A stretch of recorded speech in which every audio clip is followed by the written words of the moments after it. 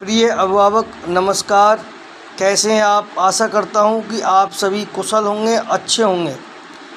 आज मैं आपके सामने वीडियो के माध्यम से आपके सामने पेश हो रहा हूं कुछ चीज़ों को लेकर के, कुछ मुद्दों को लेकर के, जिनको लेकर के आपको मैं जो आपके मन के सवाल हैं, जो हमारे पास फ़ोन आते हैं, उनको मैं चाहता हूं कि एक बार मैं वीडियो बना करके आप लोगों को आपके सबके सवालों का जवाब एक साथ दे दूँ। सबसे पहला सवाल फ़ीस के संदर्भ में आता है, तो मैं आपको बता दूं, फ़ीस स्कूल की ज़रूरत है, क्योंकि फ़ीस के बिना विद्यालय नहीं चल सकता।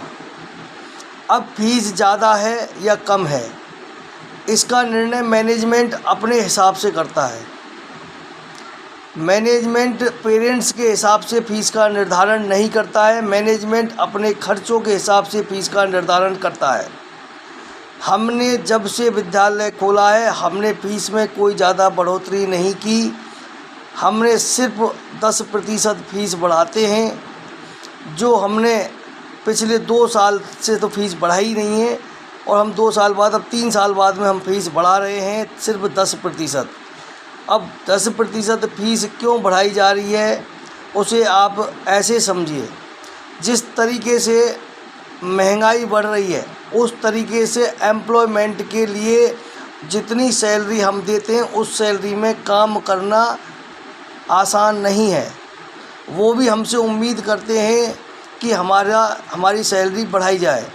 यदि किसी व्यक्ति ने सत्र 2019-20 में 15,000 रुपये में हमारे यहाँ एग्रीमेंट किया था, तो वो सत्र 2022-23 में 15,000 रुपये में ही काम नहीं करेगा। उसको कम से कम 10% सैलरी, यदि ये 1,500 रुपये और बढ़ेगा, तब जा कर के वो आगे काम करने की सोचेगा। इसलिए हमें फ़ीस बढ़ाना मजबूरी है, उनको अपनी सैलरी बढ़ाना भी मजबूरी है, क्योंकि आज जिस तरीके से महंगाई बढ़ रही है, जिस तरीके से आप हालात देख रहे हो, उस हिसाब से मैं उनका सैलरी बढ़ाना भी उचित ही है। इसलिए आप देखिए, मेरा सहयोग कीजिए, आप बढ़ी हुई फ़ीस की तरफ ना जाएं। 10% फ़ीस कोई ज़्यादा नहीं है। यदि किसी क्लास में मैं 1,000 रुपये महीने फ़ीस लेता हूं, तो उसका 10% 100 रुपये होता है, यानी कि उस क्लास की फ़ीस 100 रुपये महीने बढ़ेगी, यानी कि 1,000 की जगह 1,100 रुपये महीने फ़ीस ली जाएगी। तो मेरे हिसाब से 100 रुपये महीने कोई ज़्यादा आप नहीं है। बाकी आगे आपका डिसीजन है, आपका निर्णय है। यहाँ से आगे, भुसावर से आगे कहीं भी किसी भी विद्यालय में अगर अपन बच्चों को भेजेंगे, तो उतनी ही मेरे से कहीं अधिक फ़ीस है उन विद्यालयों की। यदि आप सोचेंगे तो भुसावर के अंदर ही एक विद्यालय चलता रहेगा, अदरवाइज़ आपका डिसीजन आपके साथ में है। मैं ज़्यादा फ़ीस बढ़ाने में ज़्यादा विश्वास भी नहीं करता। मैं सोचता हूँ कि इतनी फ़ीस में, जिसमें सब गरीब और अमीर सब अपने बच्चों को पढ़ा सके, ऐसी फ़ीस निर्धारित की जाए। दूसरा, मेरे ऊपर एक आरोप लगाया जाता है कि मैं टीचरों को भगा देता हूँ, यानी कि टीचर मेरे यहाँ स्थायित्व नहीं है। सन 2015-16 में मैंने विद्यालय खोला था। उस समय जो स्टाफ था, मेरे पास 4 लोगों का स्टाफ था। निशु मैडम, पूजा मैडम, दिव्या मैडम और सोनिया मैडम। चारों की चारों स्टाफ में ने मेरे यहाँ कोरोना के टाइम तक काम किया। सिर्फ उसमें से दिव्या मैडम और सोनिया मैडम, जिनकी शादी हुई, तब वो छोड़ करके चली गई। उपेंद्र सर को 4 से 5 साल हो गए, आवाज़ सर को 3 से 4 साल हो गए, यानी कि जितना हो सकता है। श्याम मोहन पांडे जी को 3-4 साल हो गए, कपिल सर को 3-4 साल हो गए। जितना हो सकता है मैं मेरी तरफ से प्रयास करता हूं कि स्टाफ लंबे समय तक मेरे यहाँ काम करे। लेकिन सर जी, ये प्राइवेट संस्था है, इसमें हम किसी पर कोई दबाव नहीं डाल सकते। वो अपनी मर्जी का मालिक है। यदि उसे कहीं अधिक सैलरी मिलेगी, उसे कहीं अधिक सुविधा मिलेगी, तो वो चला जाएगा। लेकिन फिर भी मैं आपसे एक वायदा कर रहा हूँ, इस बार स्थायी स्टाफ दूंगा और साल भर के लिए दूंगा। बीच में यदि कोई छोड़ करके जाएगा, तो आप लोग ही ये मत कह देना कि वो आपसे जा कर के शिकायत करे कि साहब हमारी सैलरी नहीं दी। मैं इस बार इनको रोकने का पूरा प्रयास करूंगा। इसलिए ये आरोप जो है वो निराधार है। प्राइवेट नौकरी में कोई भी व्यक्ति परमानेंट नहीं होता है और उसको रोकने का हमारे पास कोई तरीका नहीं है। ये हमारी समस्या नहीं, पूरे देश के प्राइवेट स्कूलों की समस्या है, जो लघु और मध्यम वर्ग के प्राइवेट स्कूल हैं।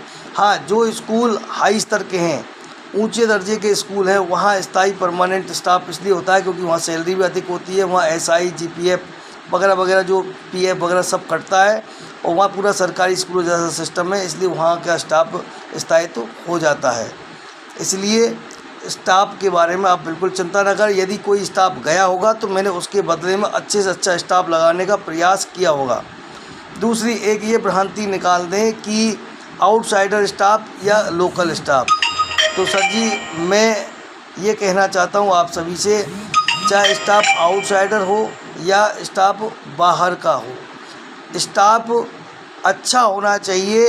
ये आप मुझसे कहें, ये मुझ पे दबाव ना डालें कि आपने ये लोकल स्टाफ लगा रखा है। लोकल स्टाफ में भी अच्छा स्टाफ होता है। जहाँ जिस सब्जेक्ट की मुझे ज़रूरत होगी कि कहीं से मुझे बाहर से बुलाने की ज़रूरत है तो मैं बाहर से बुला करके पढ़वाऊँगा। बाकी ये ना दबाव डालें कि LKG क्लास में लोकल स्टाफ लगा रखा है, ये तो फलाने की छोरी है, या फलाने की बहू है, या ये है वो है। ऐसा नहीं है। पढ़ाने वाला अगर अच्छा है तो वो यहाँ भी पढ़ा सकता है, ऐसा नहीं है। इसलिए, और अगर मान के चलो हमको लगता है कि वो सही नहीं पढ़ा रहा है तो हम उसको रिप्लेस करेंगे, उसकी जगह पे अच्छा ही स्टाफ लाएंगे, चाहे लोकल हो चाहे बाहर का। यानी कि इस लोकल और बाहर शब्द को ख़त्म करके सिर्फ आप ये कहें कि सर जी जो भी स्टाफ लेकर के आओ वो अच्छा लेकर के आओ, टिकाऊ लेकर के आओ। हम ये प्रयास करेंगे। ये रही स्टाफ के बारे में समस्या। दूसरा कि हम पर ये भी एक आरोप लगाया जाता है कि हम छुट्टियां बहुत करते हैं।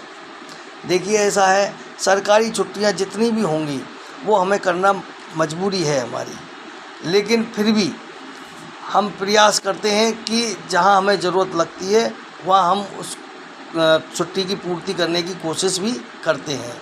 इसलिए ऐसी बातों को भी दिमाग से आप निकालने का प्रयास करें। दूसरे, एक ये कहा जाता है कि भाई बच्चे कुछ सीख नहीं रहे हैं, बच्चे कुछ सीख, ये समस्या छोटी क्लासों में आ रही है।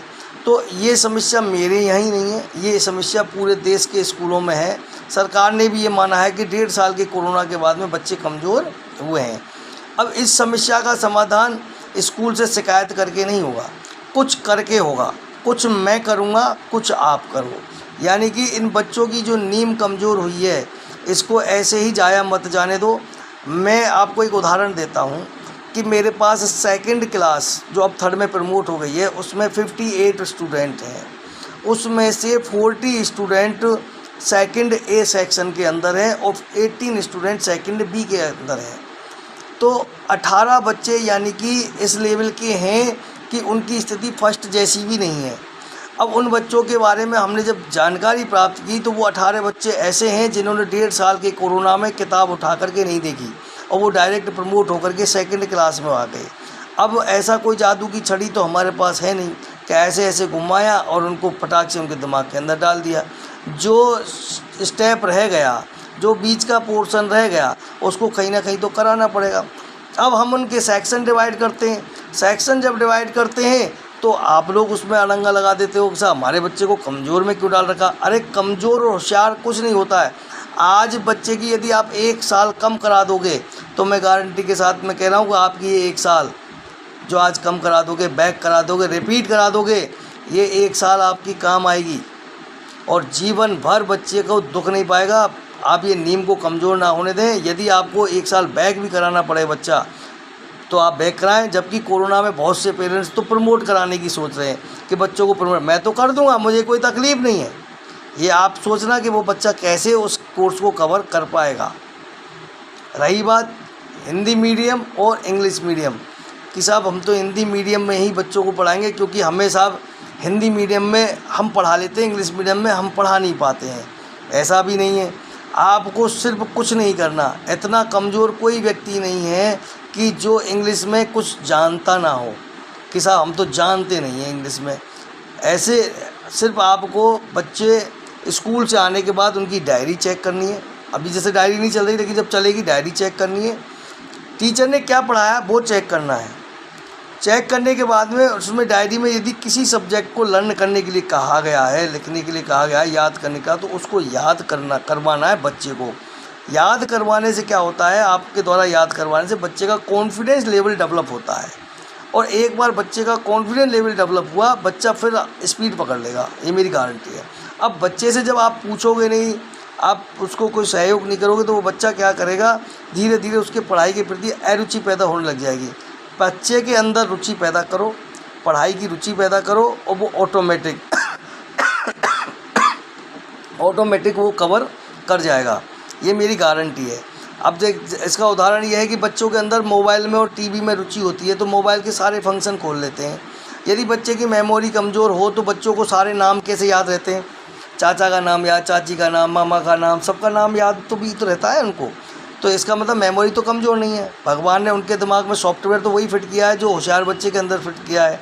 बस फ़र्क ये है कि वो उस चीज़ को काम में नहीं ले रहा है, और उसको उस चीज़ के काम में लेने के लिए उसके अंदर उस चीज़ के प्रति रुचि पैदा करनी होती है, और रुचि पैदा करने के लिए हमको उनको सहयोग करना होगा। क्लास में भी क्लास टीचर को उससे सरल सवाल पूछने चाहिए, और इधर आपको भी उसका सहयोग करके, और जो बच्चे ने याद किया है उसको जो याद करने दिया उसको पूछो, जिससे उसका कॉन्फिडेंस लेवल डेवलप हो। ये चीज़ें हैं, आप मेरा सहयोग करो, मैं आपका सहयोग करूँगा। आगे आप लोगों की मर्ज़ी है, जो आपको अच्छा लगेगा आप वो करेंगे। मैं बच्चों के भविष्य के साथ में किसी तरह का कोई खिलवाड़ नहीं कर सकता, ना ही करूँगा। मैं तो सिर्फ आपसे यही कहूँगा, जो आपके बच्चे हैं वो मेरे हैं, मैं आपके भविष्य को लेकर के बैठा हूँ। अगर आपको लगता है कि मेरे साथ में आपका भविष्य सुरक्षित नहीं है, तो आप भविष्य के साथ में खिलवाड़ ना करें, कोई परेशानी नहीं है। मैं आपका सहयोग करूँगा। बच्चों को शिक्षा अच्छी दें, बच्चों को पढ़ाएं, पढ़ाई पर कभी भी कंजूसी ना करें, पढ़ाई पर पैसा खर्च करें, ये इन्वेस्टमेंट आपके जीवन भर काम आएगा। इन्हीं शब्दों के साथ में अपनी वाणी को विराम करता हूँ। धन्यवाद।